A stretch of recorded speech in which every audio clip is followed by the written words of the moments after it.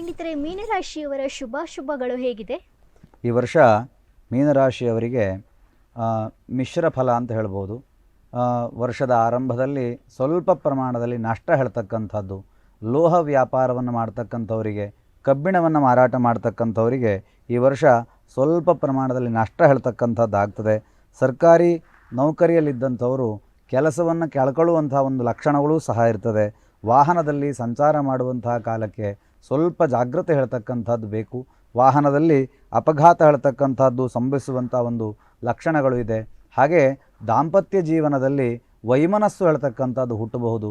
ಹಾಗಾಗಿ ಆ ವಿಷಯದಲ್ಲೂ ಸಹ ಜಾಗೃತರಾಗಿರಬೇಕು.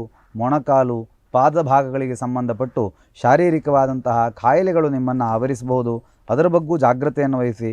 ಇನ್ನು ಶಾಲೆಯಲ್ಲಿ ಅಧ್ಯಾಪನಾ ವೃತ್ತಿಯನ್ನು ಮಾಡ್ತಾ ಇರತಕ್ಕಂಥವರಿಗೆ ತಮ್ಮ ವ್ಯವಸ್ಥೆಯಲ್ಲಿ ಸ್ವಲ್ಪ ಅನಾನುಕೂಲ ಹೇಳ್ತಕ್ಕಂಥದ್ದಾಗುವಂಥ ಲಕ್ಷಣಗಳಿದೆ. ಈ ವಿಷಯದಲ್ಲೂ ಸ್ವಲ್ಪ ಜಾಗೃತೆ ಇರಬೇಕು. ಮೀನರಾಶಿಯವರಿಗೆ ಈ ವರ್ಷ ಅಷ್ಟೇನು ಉತ್ತಮವಲ್ಲದೆ ಇದ್ದರೂ ಸಹ ದೇವತಾರಾಧನೆಯನ್ನು ಮಾಡುವ ಮುಖಾಂತರವಾಗಿ ಕೆಲವಷ್ಟು ಶುಭವನ್ನು ಕಂಡುಕೊಳ್ಳುವಂಥದ್ದು, ದುರ್ಗಾ ಕವಚ, ಅಮ್ಮನವರ ಸಂಬಂಧಪಟ್ಟಂತಹ ಪಾರಾಯಣಾದಿಗಳನ್ನು ಮಾಡಿಕೊಂಡು ಅದರಿಂದ ಉತ್ತಮವಾದಂತಹ ಫಲವನ್ನು ಮೀನರಾಶಿಯವರು ಈ ವರ್ಷ ಕಾಣಲಿಕ್ಕೆ ಸಾಧ್ಯವಾಗ್ತದೆ. ಇದು ಈ ವರ್ಷದ 12 ರಾಶಿಗಳ ಶುಭಾಶುಭ ಫಲಗಳು.